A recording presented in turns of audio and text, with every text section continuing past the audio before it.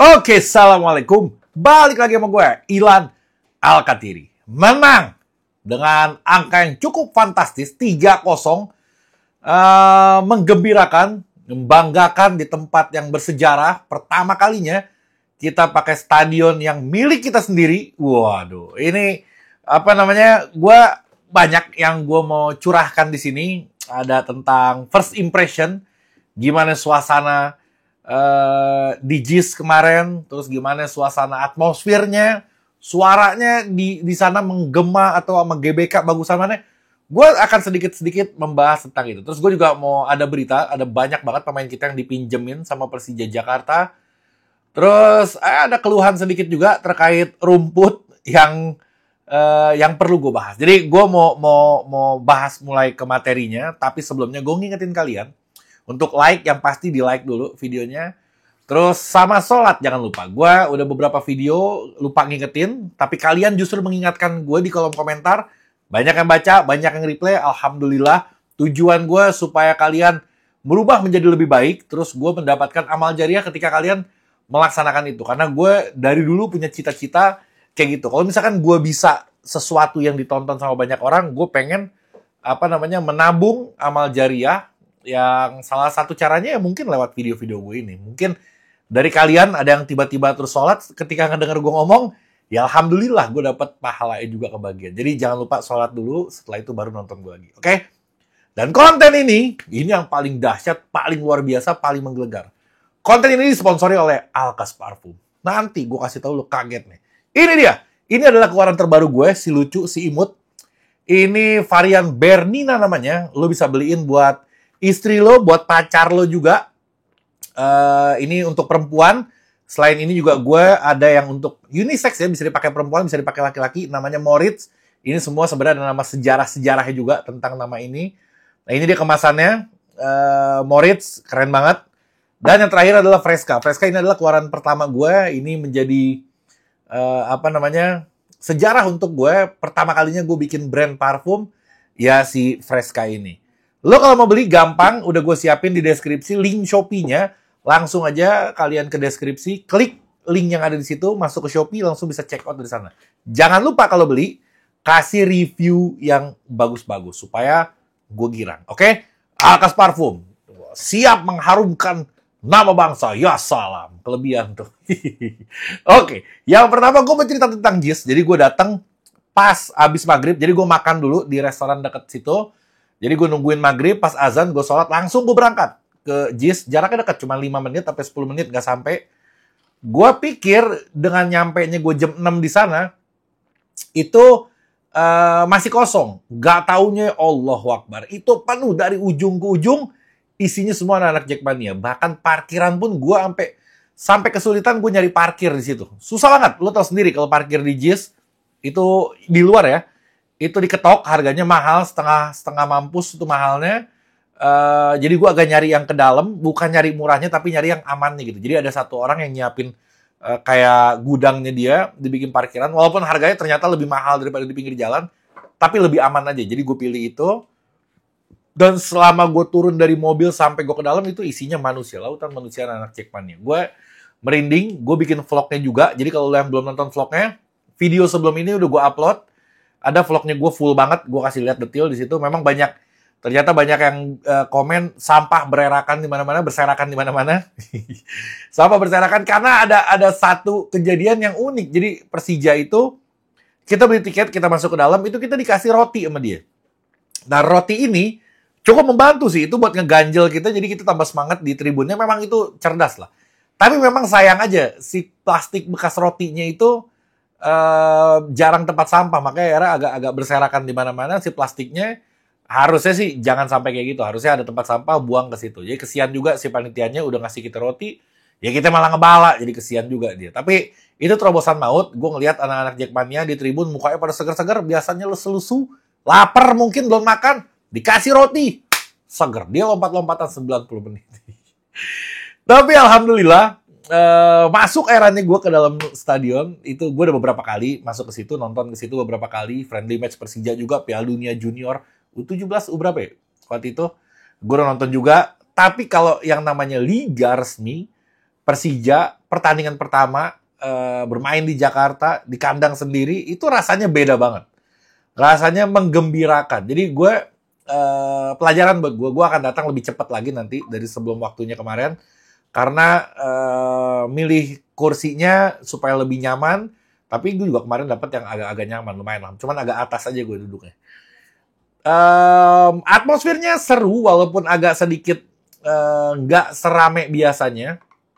Gue juga heran kenapa anak-anak Jackmania, gue pikir pertandingan pertama Liga ditunggu-tunggu itu yang datang di atas 50 ribuan gue pikir. Katanya di data yang tercatat itu sekitar 15 ribu, hampir 16 ribu. Gue kaget juga, gue bilang kok tumben amat nih sampai segininya. Ini bisa jadi bahan evaluasi untuk kita semua. Ada apa, kenapa bisa sesepi itu?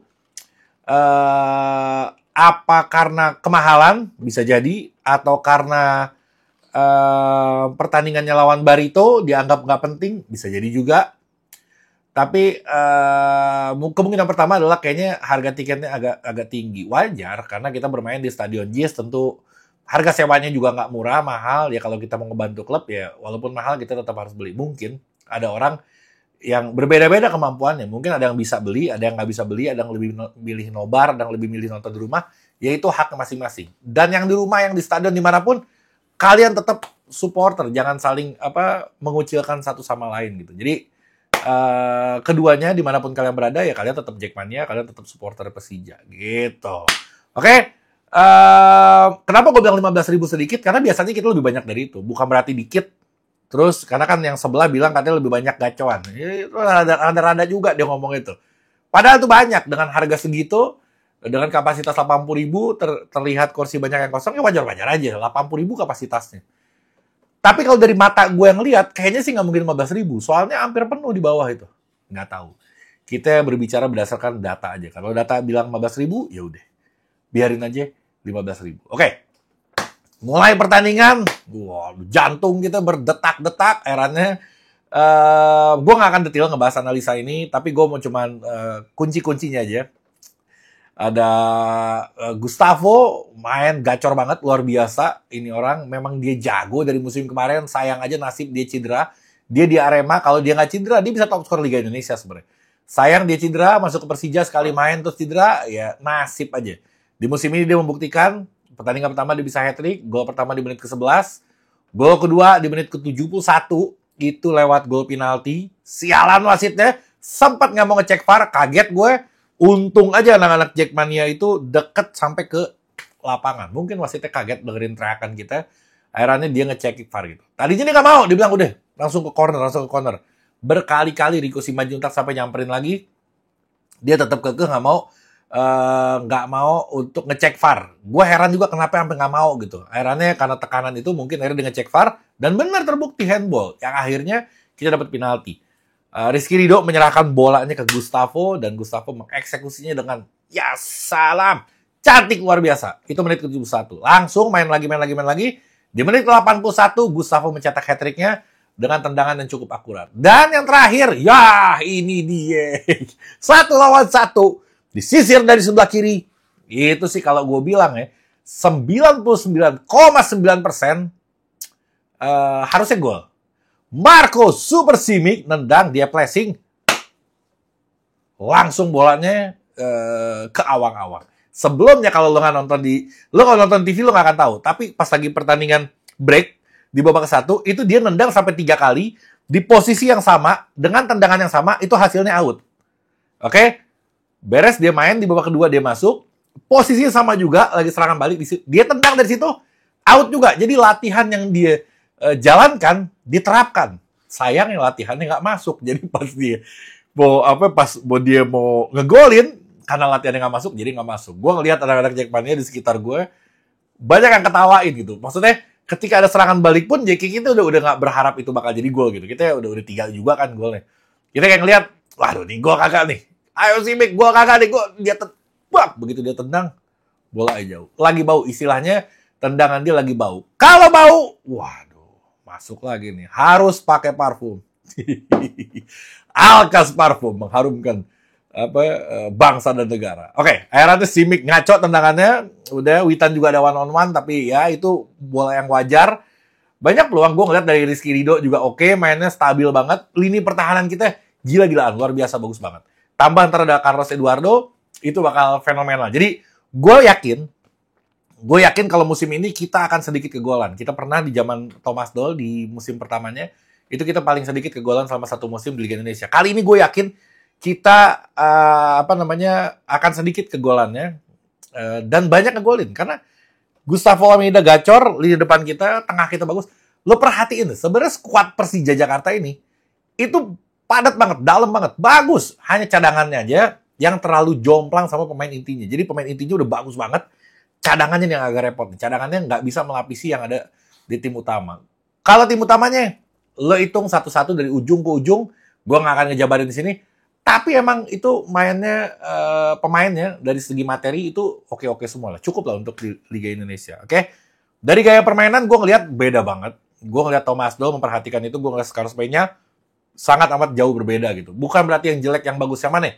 Dua-duanya bagus menurut gue, tapi gayanya beda. Kalau Thomas Doll tuh lebih hajar terus. Hajar aja, ada bola hajar, masuk ke depan.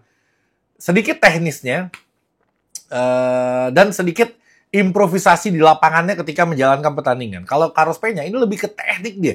Dia banyak banget ngerubah jalannya pertandingan. Babak 1, babak 2 aja beda. Di babak 2 aja ada 2 kali perubahan yang gue lihat. Mulai dari posisi Ferrari, mulai dari posisi Rizky Ridho. Itu mainnya Spanyol banget, passing-passing pendek. Jarang menyerangnya, tapi kalau sekalinya menyerang itu jadi peluang. Itu kerennya Carlos Peña. Strateginya jitu banget. Kalau Thomas Doll, nyerangnya banyak banget. Nyerangnya gila-gilaan. Cuman sayang aja nggak punya striker waktu itu.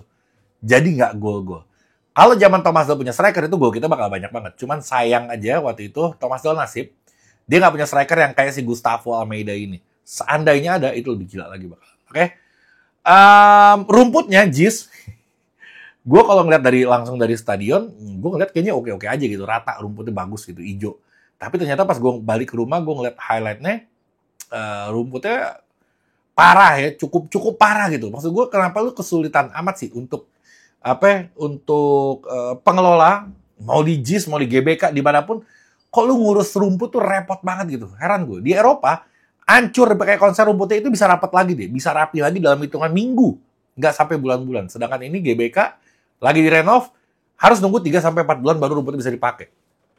JIS juga udah berapa bulan, ternyata rumputnya nggak sempurna juga. Mungkin sistemnya beda. Kalau kita ditanemin satu-satu, nunggu rumput kayak di halaman rumah kita. Tapi kalau di Eropa nggak, dia digulung. Tinggal buka gulungannya, dirapetin, seminggu dia rapet gitu. Kita nggak tahu sistem yang dipakai. Di Indonesia kayaknya ditanemin, disiramin pakai air. Mungkin ya, gue nggak tahu. Oke, lanjut ke pelatih Barito, Rahmat Darmawan. Dia ngeluh sebenarnya, karena apa? Dia bilang jarak, dia udah antisipasi sebenarnya. Jarak dari penonton ke lapangan itu terlalu dekat. Bahkan saya nggak bisa ngasih instruksi ke pemain saya karena terlalu berisik. Gila emang. Itu keuntungan buat kita ketika main di JIS. Jadi memang lawan ternyata berhasil. Ternyata lawan tuh dapat tekanan dari supporter karena jarak yang begitu dekat gitu. Karena si Rahmat Darmawan meneruskan ucapan dia. Dia bilang, pemain Barito ini udah lama main tanpa dihadiri penonton yang banyak gitu. Jadi menurut dia, kayak agak sedikit kaget-kaget pemain Barito ini. Bermain di depan Jackmania. Yang jaraknya dekat, teriakannya kencang. Udah kencang, bau lagi teriakan lo. Itu yang bikin Barito kerepotan. Akhirnya kita bisa mengalahkan dia dengan sangat mudah gitu. Nah ini keuntungan buat Persija dan ini kerugian buat tim-tim yang akan datang ke kandang Persija, yaitu Jakarta International Stadium. Didesain untuk membuat lawan kalang kabut. Gila, luar biasa. Luar biasa stadionnya. Bagus banget menurut gue. Oke? Yang terakhir, bukan terakhir sih. Sebenarnya masih ada beberapa lagi, tapi gak apa-apa. Gue udah nge-list pemain-pemain yang sama Persija ini dipinjamkan. Banyak banget, apalagi dari pemain-pemain muda, banyak yang dipinjamkan sama Persija Jakarta. Ada pemain timnas kita, U19, Arliansyah sama Vigo Dennis, itu pun dipinjamin. Karena sangat penting. Daripada dia main di level EPA, level dia udah bukan di sana, dia harus main di kasta tertinggi, tapi di Persija dia nggak dapat kesempatan. Opsinya dikasih pinjam ke tim yang lebih rendah, dia dapat jam terbang, lo udah matang, balik ke sini main di Persija. Itu langkah yang sangat luar biasa. Siapa aja dia? Ada Rehan Utina, pindah ke Persela. Ada Meshal Hamzah tuh yang kemarin main di timnas juga. Itu ke Biak. Ada Niko Naki-Naki, itu dia ke Dewa United.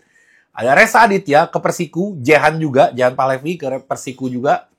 Ada Pak Farhan sama, ada Santi Samosir ke Madura, ada Amar ke Deltras, Fafa Sheva ke PSPS, terus ada Fajar Firdaus, banyak banget nih, ke Dejan, Nabil juga Dejan, Arliansyah PSIM yang tadi gue bilang timnas, sama Vigo Dennis, dua-duanya dipinjemin ke PSIM. Terakhir Aji Kusuma, yang dia nggak dipinjemin tapi dia dilepas permanen gitu. Karena ya gue berkali-kali, mungkin kalau lo penonton setia gue, lo tau lah gue ngomongin Aji itu berapa kali gitu. Karena bagi gue, Aji Kusuma itu nggak bisa jadi striker. Gue berkali-kali ngomong kayak gitu. Kalau mau Aji, dia rubah posisinya jadi winger aja. Atau nggak jadi second striker. Karena dia nggak bisa ngegolin.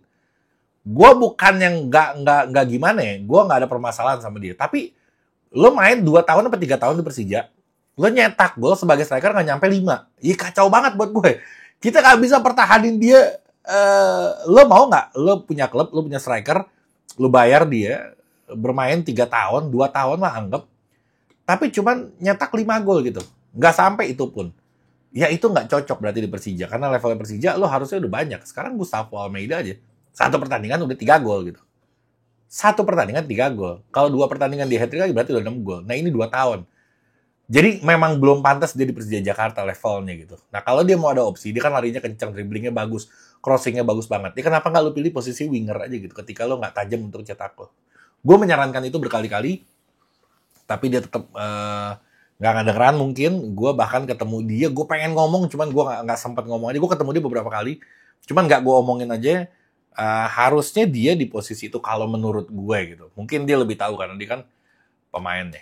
Oke, kayaknya udah beberapa hal yang udah gue sampein. Sekali lagi gue ingetin, untuk Alkas Parfum bisa kalian dapatkan di Shopee gue. Linknya udah gue taruh di deskripsi. Gue berharap kalian beli ini, atau kalian setelah beli langsung review, kasih yang bagus-bagus reviewnya dari kalian. Ya ini usaha terbaru gue lah. Boleh lah gue nyari usaha kecil-kecilan. Karena gue sangat menghindari ngambil endorse judi. Gue nggak nyari duit dari situ. Ya gimana cara nyari duitnya? Ya gue jual produk lah. Kalau misalkan kalian suka, alhamdulillah. Kalau nggak suka, doain aja supaya laku. Oke? Sekian dari gue. Assalamualaikum warahmatullahi wabarakatuh.